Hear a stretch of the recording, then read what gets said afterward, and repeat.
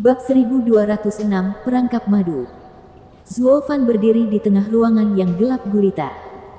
Dia mengeluarkan pedang hitam saat mata kanannya bersinar dalam dua lingkaran cahaya emas. Tahap kedua mata ilahi dari kekosongan. Penghancuran kekosongan. Bam! Riak menghantam pedang, membuatnya menggigil. Ia kemudian menderu-deru saat berubah menjadi anak kecoklatan. Swordchild telah mendapatkan kembali kebebasannya. Tuan, akhirnya Anda mengizinkan saya keluar. Saya salah dan itu tidak akan terjadi lagi. Swordchild membungkuk di tempat. Zuo Fan menatapnya dengan pandangan kritis. Lalu di mana kesalahanmu? Saya tidak menghormati atasan saya dan bersikap keras terhadap Tuan Muda San. Dia adalah anak baptis Tuan dan aku hanyalah pedang. Itu jelas merupakan pelanggaran status dan deko. Tolong, bagaimana kesalahanmu? Zuo Fan membentak. Kamu tidak melihat perbedaan antara teman atau musuh. Tidak memiliki kendali. Kamu cemburu dan ceroboh. Sebagai pedangku, kamu paling dekat denganku. Tapi dengan Sanzi muda sebagai anak baptisku, kamu ingin menggantikannya. Itu sebabnya kamu begitu sering mengejeknya. Menyudutkannya sampai kamu tidak punya pilihan lain selain melakukan pembunuhan. Katakan padaku aku salah. Anak pedang terdiam. Zuo Fan melanjutkan. Anda tahu bahwa semua orang di sekitar saya adalah orang yang saya hargai. Seorang kawan dan teman. Memperlakukan Raja Pedang dan kelompok Penatuali dengan cara yang sama. Saya tidak ingin mereka merasa tersisih dan menyimpan niat buruk sehingga berujung pada konflik. Dalam masyarakat atau kelompok manapun, kesudahannya pasti akan terjadi dengan membuang seluruh energinya pada pertikaian. Kekaisaran bintang pedang jatuh karena ekspansi Baili Jingwei yang merajalela, menyebabkan dua kelompok raja pedang terbentuk dan bentrok. Sanzi muda adalah salah satu dari kita. Saya tidak ingin pedang saya dan orang-orang saya berada di tenggorokan mereka. Apakah kita aman? Ya Tuan. Jangan panggil aku Tuan, tapi Ayah. Ayah. Pedang anak dimulai. Zuo Fan tersenyum.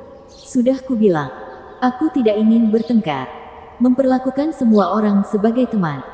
Kamu lahir dari jalanku, paling mirip denganku, dan itu menjadikanmu anakku. Karena kamu merasa masam terhadap Sanzi muda, maka aku akan menerimamu juga. Memperlakukan kalian berdua dengan sama. Dia kakak tertuamu, dengan status setara dan tidak ada alasan untuk merasa cemburu. Ya, Ayah. Anak pedang berseri-seri. Zuo Fan memperingatkan. Satu hal lagi. Seperti gambaran saya, Anda tahu standar saya.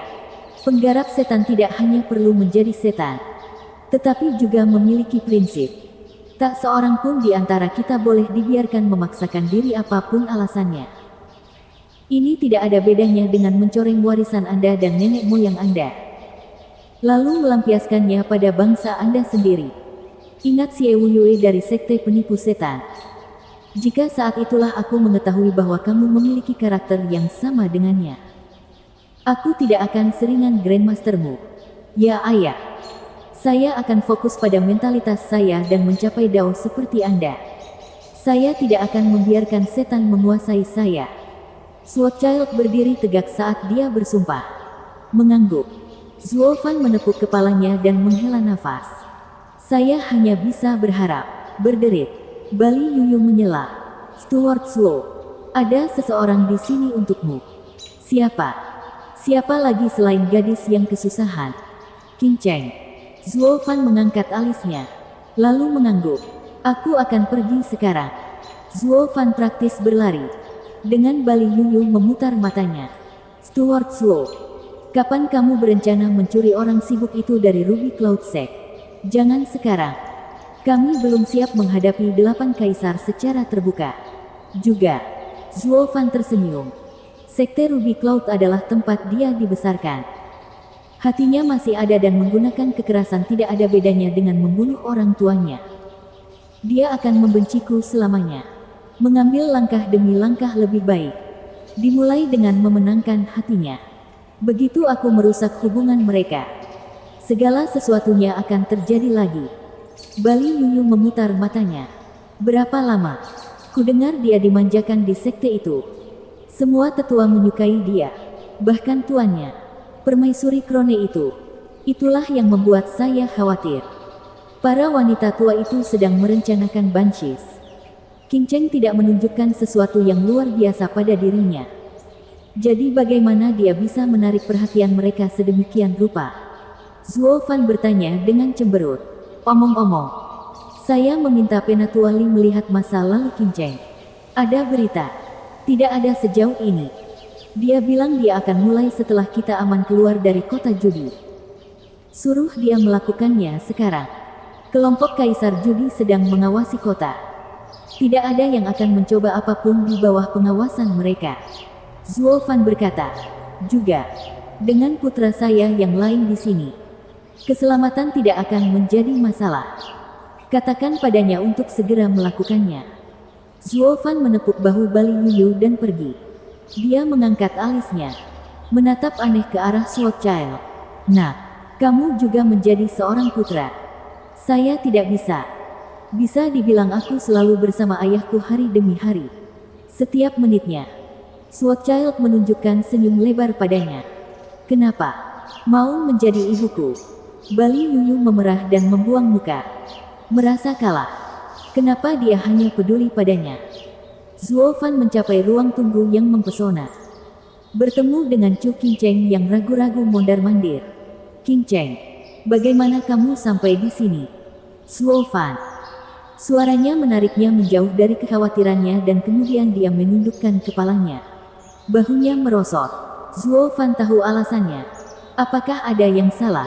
Zuo Fan, ungkapkan saja pikiranmu. Lagi pula tidak ada rahasia antara suami dan istri kan? Sungguh menjengkelkan. Memanggilku istrimu. Chu King Cheng memelototinya dengan pipi merah. Tapi kesedihannya kembali lagi. Zuo Fan, aku tidak tahu harus mulai dari mana. Bibi senior Mei ingin Anda memberi kami petanya. Alis Zuo Fan bergetar. Menatapnya lama. King Cheng, kamu menempatkanku dalam posisi yang sulit. Anda memang istri saya. Tapi peta itu milik tuanku. Aku hanyalah seorang pramugari. Kepala klan melihat kehebatan dalam diriku dan menerimaku sebagai pelayan. Saya tidak akan pernah bisa mengkhianati kepercayaannya dengan mengambil apa yang menjadi miliknya. Saya merasakan hal yang sama. Meskipun menjadi seorang penata layan, Anda mengandalkan orang lain. Bibi senior meminta terlalu banyak. Chu King Cheng berhenti sejenak lalu mengertakkan giginya. Lupakan saja. Kamu tidak perlu merasa buruk. Zuo Fan. Saya hanya akan memberitahu mereka bahwa saya gagal. Paling-paling itu hanya akan membuatku mengomel.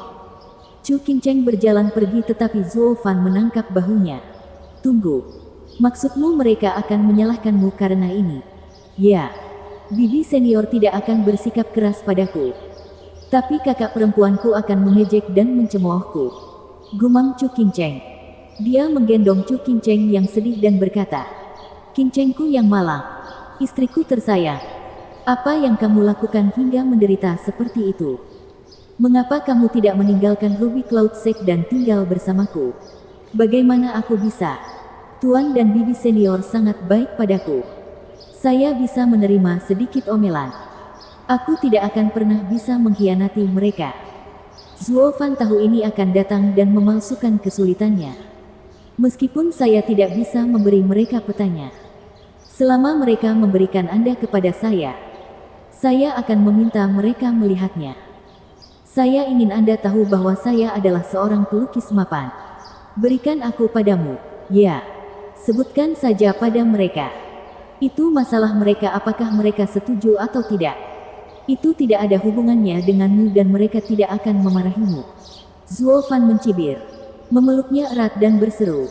Istriku sayang. Aku tidak mengatakan itu untuk merendahkanmu. Hanya memikirkan untuk bersama lagi. Saya akan memberikan apapun agar kita bisa hidup bersama. Chu King Cheng tersenyum. Pingsan. Namun kemudian dia mengamatinya. Baiklah. Tapi bagaimana Anda memotong kaki Penatua Liu di panggung pertaruhan? Kamu bukan seorang kaisar tetapi pembudidaya bon tempering. Saya tahu. Kalian semua pasti muak denganku. Tidak. Sejak saat itu, bibi senior Mei mengubah pendapatnya tentangmu. Bagaimana kamu melakukannya? Sederhana.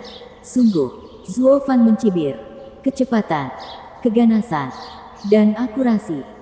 Dia berada tepat di depan saya dan berpuas diri dengan kemenangannya. Saya hanya membutuhkan sesuatu yang cukup tajam dan hasilnya jelas bagi semua orang. Bahkan seorang suci pun tidak dapat melarikan diri dari hal itu. Tidak mungkin itu. Bibi senior berkata bahwa pedang secepat itu hanya bisa dipoles melalui tumpukan mayat. Bagaimana bisa? Di tahap tempering tulang, aku akan jujur padamu. Saya dulunya seorang tukang daging. Zuo Fan terkekeh. Jutaan babi pasti telah melewati tangan ini. Bukankah itu segunung mayat? Bibi seniormu memiliki mata yang bagus. Hahaha. Chu Qingcheng mengangguk dan berseru. Begitu. Hanya saja ada perbedaan besar antara pembunuh dan tukang daging. Hampir sama. Anggap saja manusia sebagai babi yang akan disembelih. Kamu sudah pergi cukup lama sekarang. Haruskah kamu kembali? Katakan pada mereka apa yang kukatakan dan mungkin kita akan menyegel ikatannya. Aku akan menjadi menantu perkasa dari Ruby Cloud Sect. Hahaha. Mengganggu. Zuo Fan mendesak Chu Qingcheng untuk pergi sambil menggodanya. Chu Qingcheng tidak mempermasalahkannya. Hanya menjawab dengan humor yang bagus. Melihatnya pergi, wajah Zuo Fan menunduk, mencengkeram tinjunya. Sekte awan ruby busuk, mencoba menjebakku dengan Qingcheng. Untuk apa kamu mengambil istriku? Bajingan. Bab 1207 Bagan Bintang. Di kedalaman Laut Nether, neraka tak berujung, di mana jiwa-jiwa tersesat berkeliaran. Nasib mereka sudah diramalkan. Siapa yang berani menginjak pantai kita akan dikutuk untuk lebih menderita. Dengan mata fana yang selamanya buta, di dalam jurang, jiwa mereka terkurung. Suanger memegang kertas hitam yang dipenuhi coretan di ruangan yang elegan. Membaca baris pertama di atas. Murong Sue dan Luo Yunchang mengerutkan kening. Murong Sue memberanikan diri. Garis-garis ini seharusnya mengungkap rahasia peta Laut Nether. Seharusnya begitu. Tapi apa maksudnya?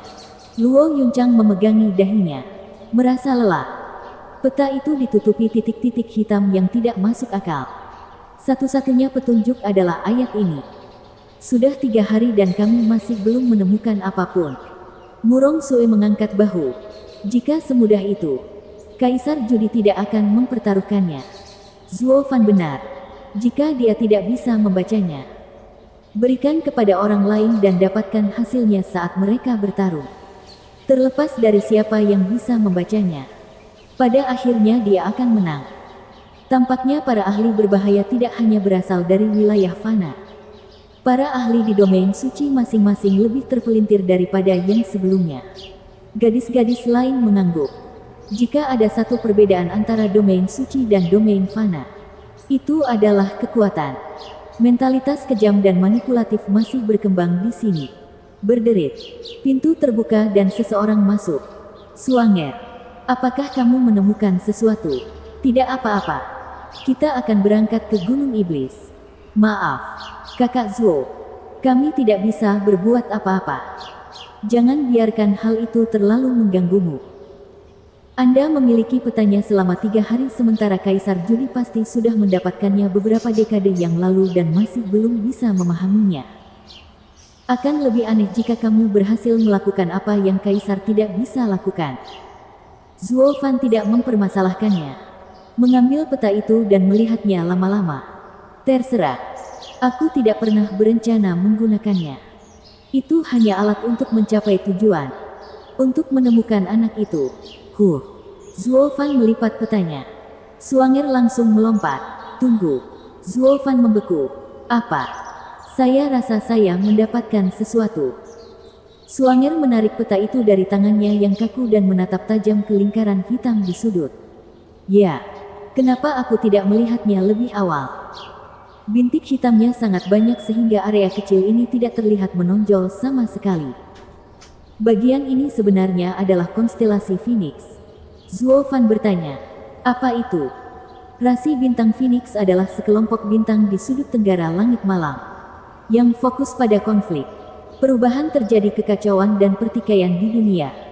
Namun karena gugus bintangnya begitu besar, mengapa ia begitu kecil di peta ini? Jika kamu tidak melipatnya agar menonjol, aku tidak akan melihatnya. Maksudmu peta yang ditutupi titik-titik hitam ini adalah peta bintang. Zuo Fan membuka peta itu lagi dan melihatnya dengan cermat. Dia juga memperhatikan beberapa grup bintang yang dikenalnya.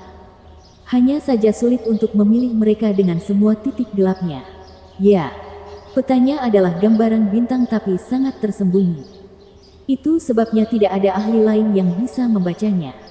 Kami sekarang tahu itu adalah peta bintang. Tapi bagaimana kami menemukan lokasi Laut Nether? Suanger merenungkannya lalu melompat. Kakak Zuo, bukankah Patriark memberimu harta itu?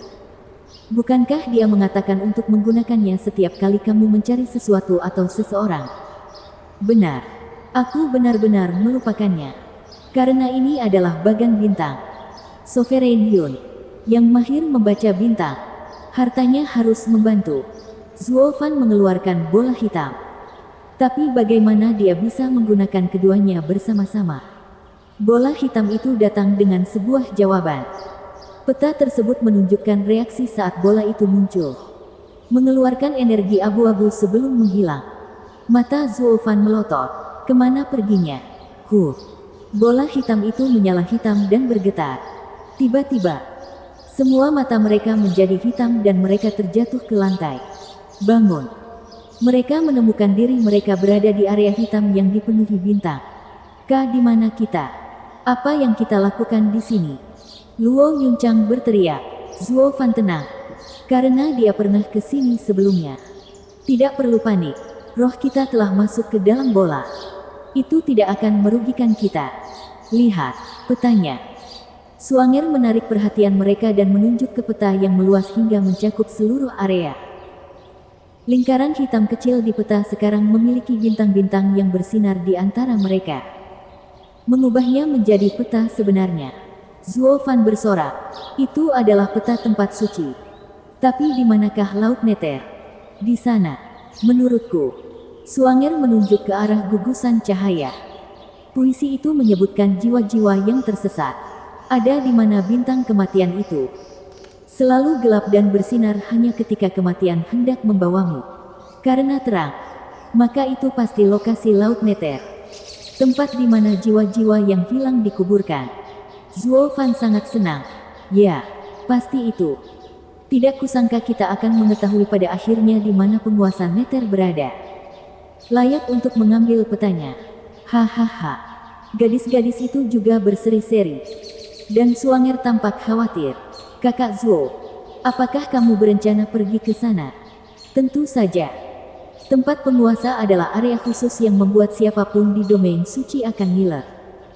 Laut Nether akan menjadi sangat berbahaya. Suanger menghela nafas. Mengangkat satu jari. Kakak Zuo, lihat lebih dekat. Menurutmu peta apa ini? Zuo Fan mengangkat kepalanya dan menggeleng saat wajahnya mengeras. Dengan bergabungnya bintang-bintang di peta, mereka menggambar peta domain suci. Namun di sisi lain, mereka hanya menunjukkan satu karakter. Kematian. Zuo Fan. Penguasa Netherworld memperingatkan kita untuk tidak mencari Laut Nether. Atau, Luo Yuncang juga tampak khawatir. Zuo Fan terdiam sejenak lalu tersenyum. Tentu saja kursi pencerahan penguasa akan mengalami beberapa kesulitan. Apa aku akan melewatkan kesempatan besar ini untuk menyaksikan takhta pencerahan penguasa Netherworld? Zuo Fan. Baiklah sekarang. Ayo kembali. Luo Yuncang ingin mengatakan lebih banyak. Tetapi Zuo Fan menghentikannya. Dia membawa mereka kembali ke tubuh mereka dan bola hitam itu bersenandung. Melepaskan petanya. Mereka bangkit dan melihat peta dengan emosi yang bertentangan. Zuo Fan mengambilnya dengan santai dan menaruhnya di cincinnya. Tapi kemudian keraguan mengaburkan pikirannya. Mengapa harta karun Sovereign Yun bereaksi dengan peta Laut Nether? Dia juga memperingatkan saya bahwa hartanya dapat ditemukan di mana saja dan siapa saja. King Cheng adalah orang yang ingin kutemukan. Mengenai tempatnya, mungkin Zuo Fan merasa seperti ada yang memanfaatkannya. Ketuk. Ahem. Stuart Slow. Nona muda Chu datang. Saya mengerti. Penatuali. Zuo Fan menyingkirkan bola itu dan pergi. Gadis-gadis itu memperhatikannya sambil mengingat peringatan Nether Sovereign dan kembali khawatir. Mereka bahkan melupakan rasa cemburu mereka. Zuo Fan sampai di ruang tunggu dan melihat Chu Qingcheng dan tersenyum. Hahaha, istriku. Sepertinya kita diciptakan untuk satu sama lain. Apakah kamu siap untuk malam yang panjang bersama suamimu? Bajingan. Chu Qingcheng tersipu dan mendengus. Zuo Fan berkata, tunggu. Mereka tidak setuju. Apapun yang terjadi, aku bukanlah sesuatu. Chu Qingcheng cemberut sehingga mereka sendirian dan berbisik.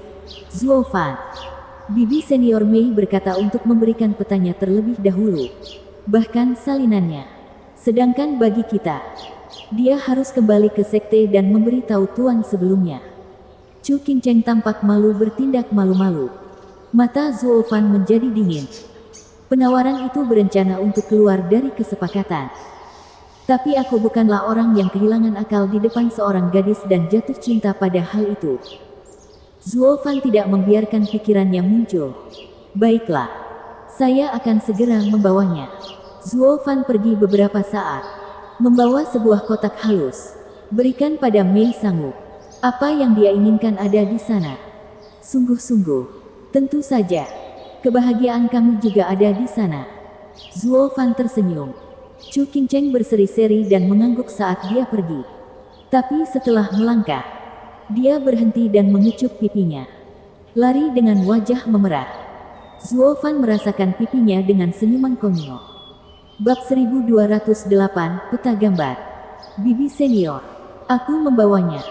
Chu Qingcheng melompat dengan gembira di halaman. Berseru kegirangan. Para wanita yang penuh harapan telah menunggu lama untuk mendengar hal ini. Mereka menyambutnya dengan Mei Sangu sebagai pemimpin. Tampak senang dan serakah. Fang Min dan orang lain di belakangnya merasa iri. Qingcheng, kamu melakukannya dengan baik. Di mana itu? Di sini. Chu Qingcheng berseri-seri dan Mei Sangu mengambil kotak itu dengan tergesa-gesa. Seluruh tubuhnya gemetar. Nada bicara Fang Min penuh dengan kata-kata pedas. Hari itu akhirnya tiba misi perangkap madu pertama adik perempuan junior. Meskipun dia kurang bersemangat, hanya berakhir dengan salinannya. Bukan aslinya. Aku akan melakukannya dengan mudah. Kakak senior, saya tidak menggunakan jebakan apapun. Kami benar-benar. Chu Qingcheng menundukkan kepalanya dengan malu-malu. Selain itu, petanya pasti ada pada kepala klan. Jika hilang, dia harus menjawabnya. Dia sudah mengambil risiko yang cukup besar dengan memberi kita salinannya. Kita tidak bisa begitu saja. Mei Sangu jujur dan terhormat saat dia mengangguk. Ya, anak laki-laki itu menunjukkan kasih sayang yang mendalam dengan melakukan ini. Kita tidak boleh bersikap keras padanya, karena dia tidak bisa melakukannya. Ada baiknya kita setidaknya mendapat salinannya. Hahaha. Mei Sangu menyeringai lebar saat dia dengan penuh semangat membuka kotak itu.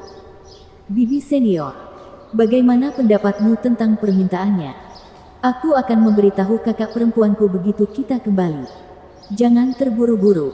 Kami akan melakukan apa yang Bibi senior katakan. Chu Qingcheng tersenyum manis. Menundukkan kepalanya dan memainkan pakaiannya. Dia seperti anak ceria yang tidak bisa menunjukkan semangatnya. Fang Min mendidih di sampingnya. Apa hebatnya bersama seorang Pang yang bodoh dan buruk? Itu bukan alasan untuk merasa puas.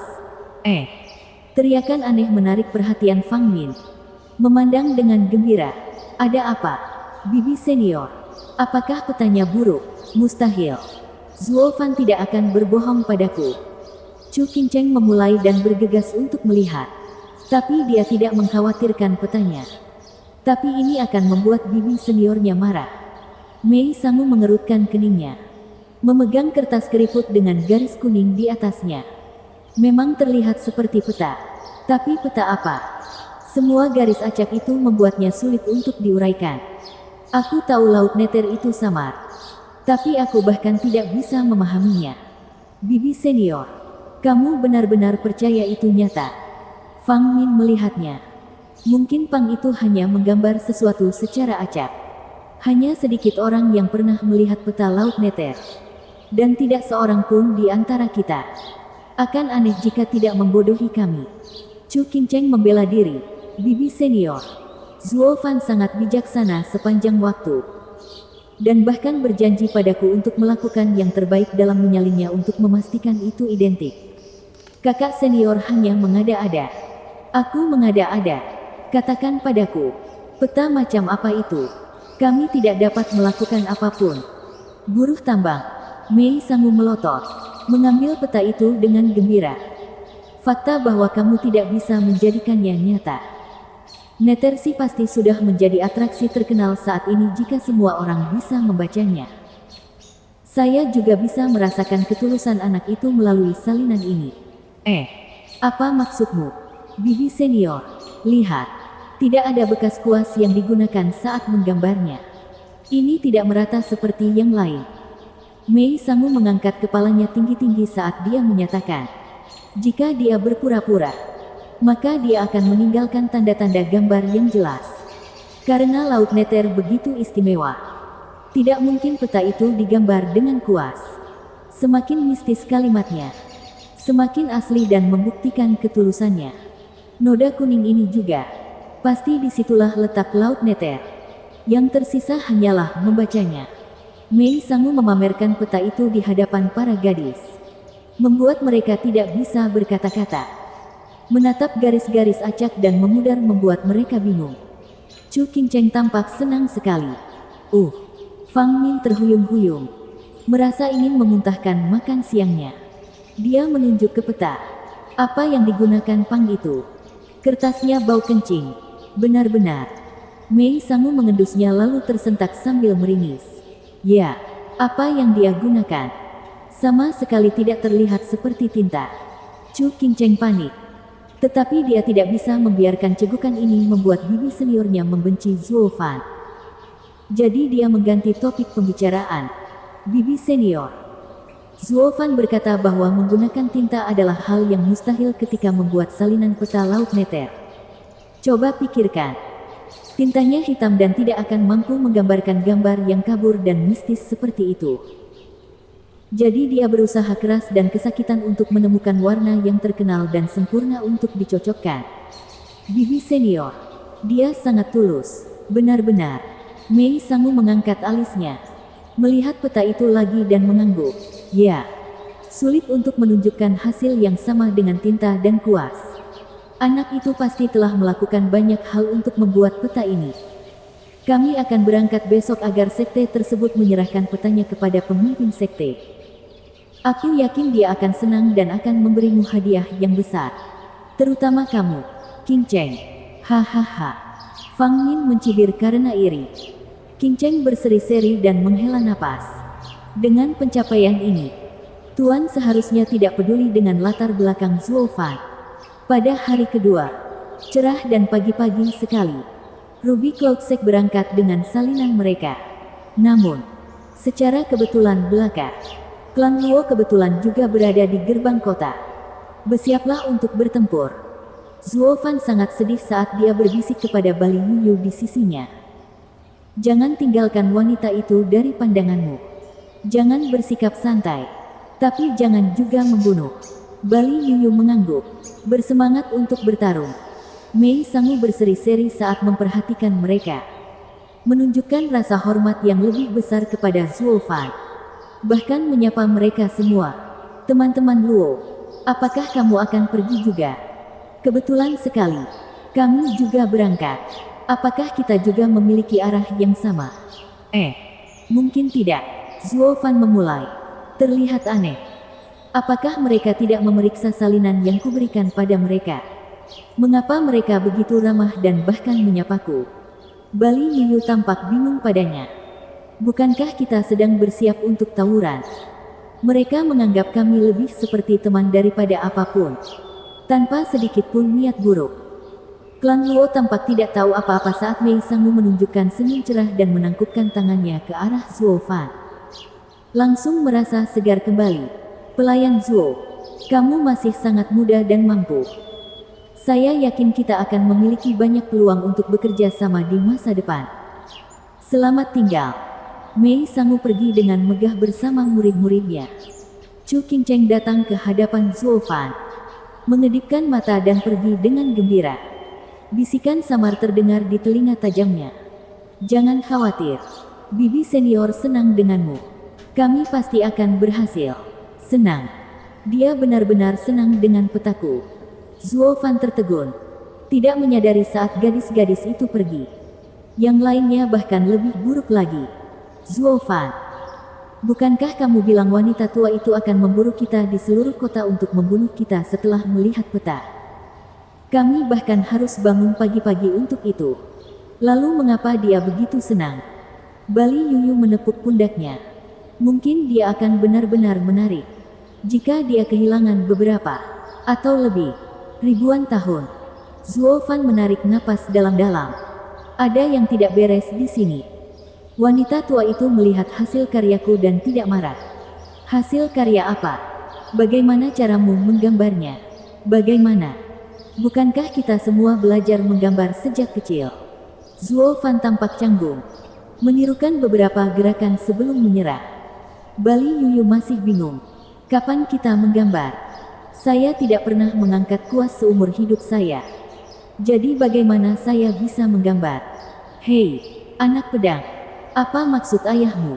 Swordchild kebetulan lewat dan dia bertanya padanya. Swordchild menunjukkan senyuman yang agak tumpul.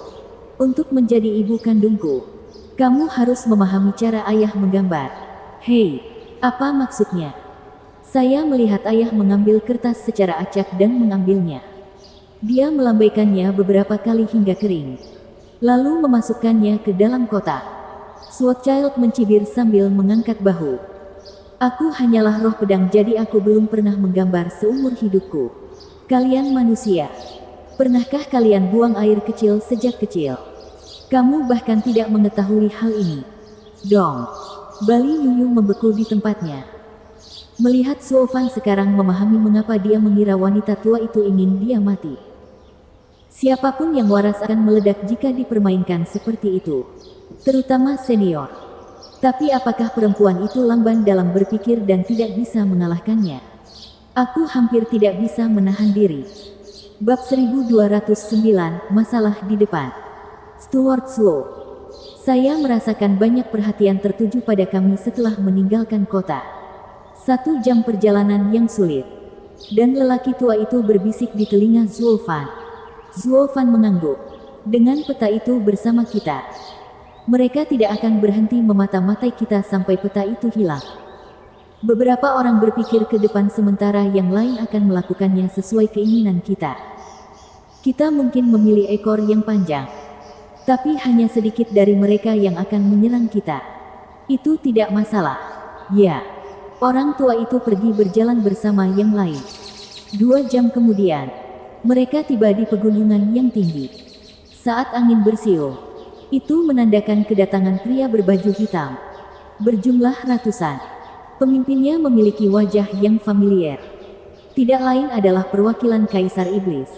Iblis berwajah 1000. Zuo Fan menyambutnya dengan senyuman dan menggelengkan kepala. Seperti tuan, seperti pelayan. Saya katakan Zhao Chen berubah-ubah dan impulsif. Dan anak buahnya juga demikian. Pelayan Zuo, klan Luo. Iblis berwajah 1000 mengabaikan keluhannya saat dia menyapa dengan tangan ditangkupkan. Tidak ada hubungan buruk di antara kita. Saya tahu Anda adalah klan besar dan ingin tetap ramah. Dalam hal ini, saya harap Anda menawarkan peta Laut Nether. Saya tidak akan melupakan bantuan seperti itu. Zuo Fan tersenyum berjalan ke depan dan membalas isyarat itu. Senior, kami dengan senang hati akan menawarkan apapun jika itu berarti berteman dengan Anda. Tetapi ternyata, peta Laut Nether bukanlah apa-apa. Tetapi sesuatu yang dimenangkan melalui darah dan keringat kami di dunia. Tahap perjudian. Tidak ada alasan sama sekali untuk memberikannya kepada Anda senior. Maaf, Stuart Zuo. Jangan berbasa basi lagi. Saya tidak akan membelinya. Iblis berwajah 1000 memandangi yang lain. Berubah menjadi kejam. Aku tidak tahu seberapa tangguh klan Luo. atau berapa banyak ahli yang dimilikinya. Tapi dari apa yang kulihat, satu-satunya yang mampu melawanku adalah Kangen yang bertemu Mei Sangu. Sedangkan sisanya, 20 Raja Roh tidak akan menjadi masalah melawan 100 milikku. Kalian semua akan mati. Pengurus Zuo pasti mendapatkan posisimu dengan tipu muslihatmu. Jadi kamu harus mengetahui hal ini juga. Zuo Fan tidak tergerak. Senior, maksudmu tidak peduli apa yang akan terjadi. Kamu masih harus merampok kami. Ya, aku tidak tahu batas kemampuanmu. Tapi itu tidak lebih buruk daripada menderita murka Kaisar Iblis. Dia pasti akan mengambil nyawaku jika aku tidak kembali dengan petanya. Karena kematian itu pasti. Bagaimanapun juga, aku setidaknya punya peluang untuk melawanmu. Kan? Ya. Hal yang tidak diketahui itu menakutkan. Tapi juga tidak pasti dan lebih jauh lagi, bisa bertahan. Anda bertaruh kami tidak memiliki dukungan di level 8 Kaisar. Jadi menyerang kami tidak akan menjadi masalah. Mata Zuo Fan bersinar. Selamat, kamu menang. Kami sebenarnya tidak berada di level 8 Kaisar. Rencanamu untuk memilih yang lemah berhasil. Tapi sayang sekali kamu adalah pihak yang lebih lemah dalam situasi ini dan membuat keputusan yang salah. Anda tidak memiliki cukup orang untuk melawan kami. Setan berwajah seribu mengukur semuanya. Sambil tertawa, Stuart Zuo sekarang menggertak. Ya, ya. Nona muda Raja Roh tahap puncak tidak diragukan lagi sebanding dengan Kaisar. Tapi jangan bilang padaku kamu punya lebih banyak monster seperti itu. Pada budidaya yang sama, kekuatan setiap orang hampir sama. Yang menjadikannya masalah angka. Disitulah kamu kalah. Kualitas, bukan kuantitas yang disukai klan Luo. Hahaha. Zuo Fan mencibir dan menepuk kepala anak pedang. Nah. Bawakan aku kepalanya. Utuh. Ya ayah. Swordchild membungkuk dan mengambil 2 langkah ke depan. Matanya berbinar. Iblis berwajah seribu tersentak. Kau mengirim seorang anak untuk mengambil kepalaku. Lelucon yang luar biasa. Suara mendesing. Hitam melintas di depannya. Dengan angin sepoi-sepoi. Gelombang pedang tajam berkobar di dahinya. Iblis berwajah seribu terkejut. Merunduk hanya beberapa inci dari serangan itu. Mengambil beberapa helai rambut dan membuatnya basah kuyup oleh keringat. Untaiannya melayang tertiup angin. Namun kemudian datanglah serangan kedua. Meskipun dia sangat ketakutan sekarang. Tendangan angin puyuh datang dari bawah. Bertujuan untuk melepaskan kepalanya. Iblis berwajah seribu merasakan kematian semakin dekat dan bersandar ke samping untuk menghindar dan melompat mundur 1000 meter. Menjauh dari bahaya. Ke depan. Pemandangan itu membuatnya terkejut. Orang yang hampir merenggut nyawanya tak lain adalah anak kurus itu. Tendangannya tidak menyentuhnya. Tapi kekuatan di baliknya melepaskan gelombang pedang yang memakan 10 nyawa. Mayat-mayat itu berubah menjadi kabut. Memotong 100 Raja Roh Iblis berwajah 1000 menjadi 90. Ses. Terengah-engah. Semua orang menjadi pucat. Iblis berwajah 1000 sangat terguncang. Keberaniannya hilang saat dia memandang anak pedang dengan sangat ketakutan. Di luar dugaannya bagaimana seorang anak berusia 7 tahun memiliki kekuatan mematikan seperti itu. Apakah dia manusia? Iblis berwajah 1000 merasakan pandangan dunianya runtuh padanya. Swordchild, tentu saja, adalah senjata sovereign, tajam dan mematikan. Bahkan binatang suci pun tidak bisa menandingi ketangguhannya. Apalagi manusia. Wah, kamu cukup kenyal untuk ukuran orang tua. Swordchild mendengus. Mencibir pada setan berwajah 1000. Yang terakhir merasakan kulitnya merinding. Lalu memperhatikan klan Luo yang biasa-biasa saja. Bali Yuyu, Kaisar palsu. Tidak mengangkat satu jari pun. Hanya orang aneh kecil yang menyebabkan begitu banyak kerusakan. Hal ini membuat klan Luo memiliki 2 ahli tingkat kaisar dan akan mematikan jika yang lain bergabung juga. Keuntungannya dalam perampokan di jalan raya ini kini telah hilang begitu saja. Iblis berwajah 1000 menghela nafas. Berpikir untuk mundur. Tapi melihat Bali Yuyu dan anak pedang yang melotot memberitahunya bahwa dia harus membayar untuk memulai ini. Setidaknya seorang kaisar memiliki keunggulan seorang kaisar yang tidak dapat ditutupi oleh Raja Roh. Mata 1000 iblis berwajah bersinar dan dia memberi isyarat. Saat tangannya bergerak, wajah-wajah mengerikan muncul di udara. Tanda kekaisaran. Pembantaian 1000 wajah. Iblis berwajah 1000 terbang di udara dan kemudian menghilang. Angin bertiup dan 1000 wajah mengerikan berwarna emas setinggi 100 meter muncul dari atas. Hehehe. Sekarang kamu tahu kenapa mereka memanggilku iblis berwajah 1000. Iblis berwajah 1000 tersembunyi di antara wajah-wajah itu. Sambil terkekeh. Tanda kekaisaranku terbuat dari serangan jiwa tingkat Raja Roh untuk setiap wajah. Bukan serangan penuh tetapi setidaknya kuat 80%. Sekarang saya memiliki 1000 tentara. Wah, monstermu mungkin tangguh dan bisa melewati ini. Tapi bagaimana dengan yang lain? Terutama Anda, Stuart Slow, dan nona muda Anda. Anda terlalu lemah dan sasaran empuk. Ketahui kapan harus menyerah. Serahkan petanya. Bang! Swordchild melambai dan menghancurkan wajahnya dengan jijik. Hanya trik di ruang tamu yang hancur jika disentuh. Hai, sudah kubilang, ini bukan untuk kalian berdua. Dengan kekuatanmu, kamu bisa mengalahkan satu.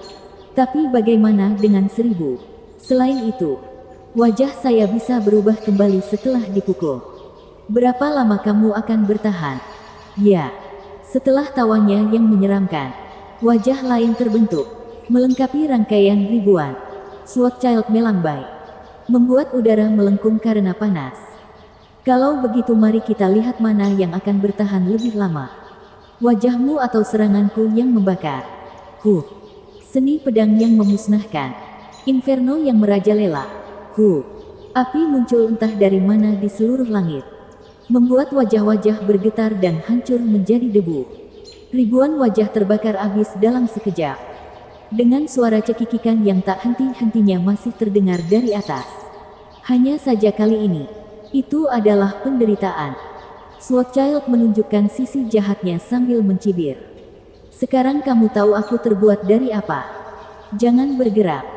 Sebuah teriakan menarik perhatian mereka saat tangan mendidih mencengkeram leher Zulfan. Bab 1210, Dua Kepala. Iblis berwajah 1000 terengah-engah dengan wajah pucat dan berkeringat. Tanda kelemahan yang jelas. Swordchild dan Bali Yuyu tersentak. Hanya untuk bersantai pada saat berikutnya setelah melihat dia memilih Zulfan dari semua target. Tidak menyadari korban yang lain. Iblis berwajah 1000 meraung. Beri aku peta laut neter atau kepalanya akan hilang. Dia mencengkeram leher Zulfan lebih erat. Klan Luo sepertinya tidak terlalu peduli. Apakah kamu tidak mendengarku? Bahkan di tahap tempering tulang. Bukankah dia masih menjadi pelayanmu? Apakah kamu tidak peduli apakah dia hidup atau mati? Splitting Art. Jadi kamu adalah mantan pembunuh senior. Iblis berwajah 1000 menjadi tegang karena reaksi yang tidak terduga.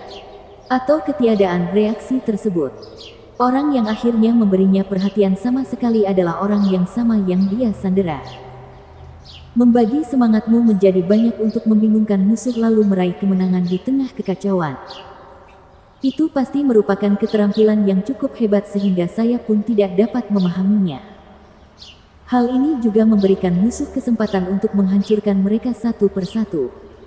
Mengetahui roh terekspos, bahkan pada level Raja Roh, itu masih sangat rapuh.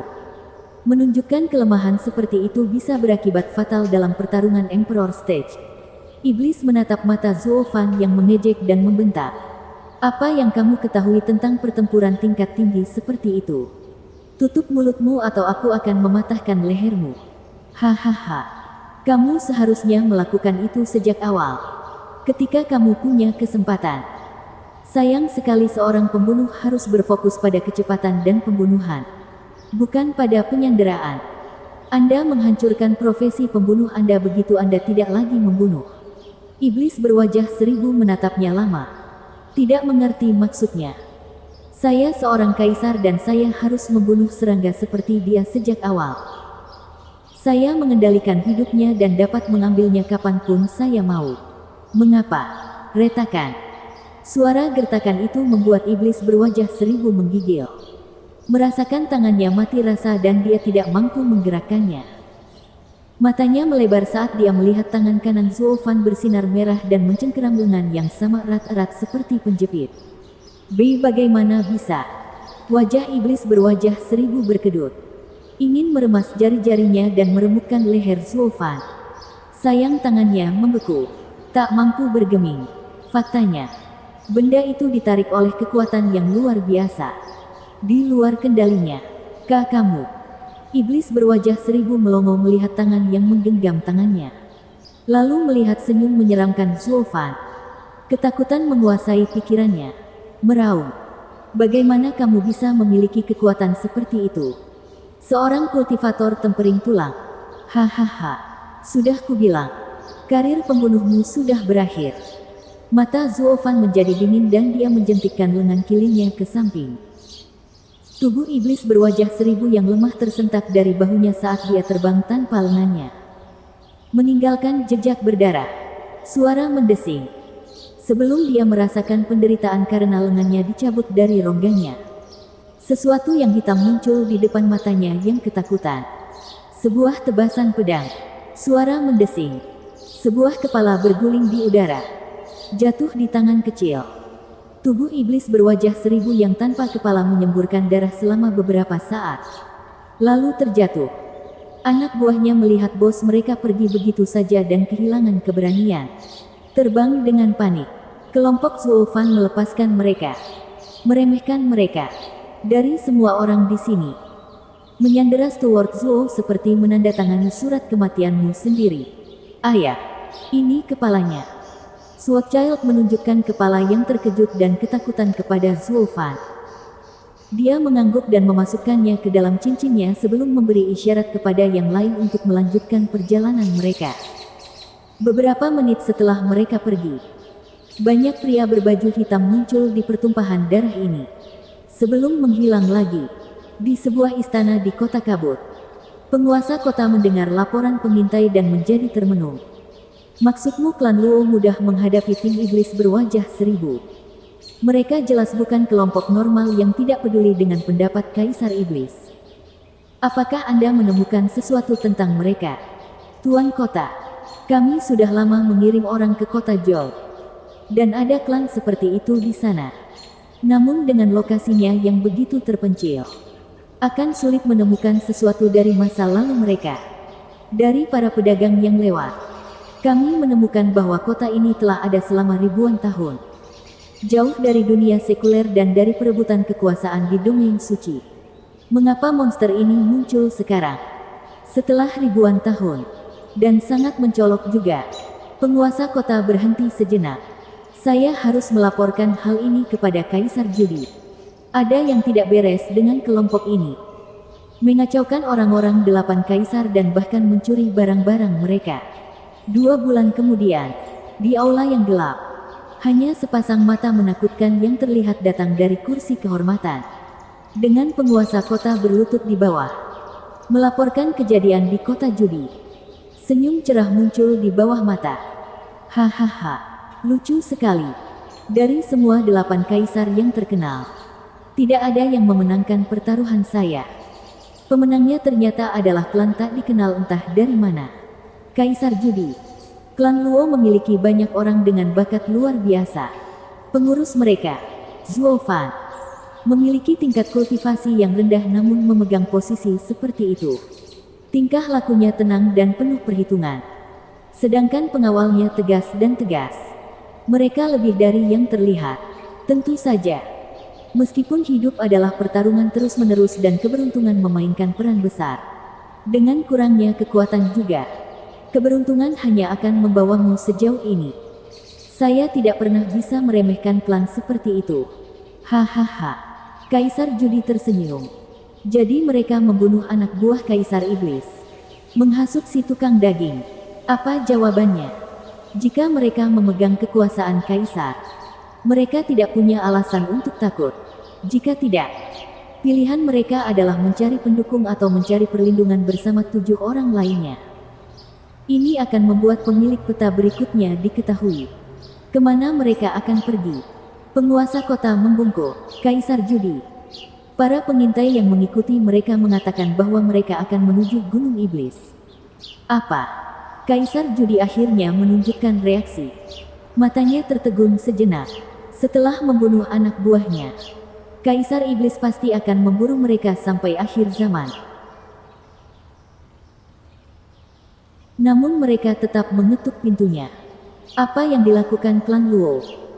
Mereka percaya bahwa mereka memiliki kekuatan untuk bertarung dengan Kaisar Iblis dan menyelesaikannya. Kaisar Judi mengerutkan kening, dan penguasa kota tidak dapat memberikan jawaban. Sementara itu, sebuah toples mewah dan letih hancur saat menyentuh lantai yang keras.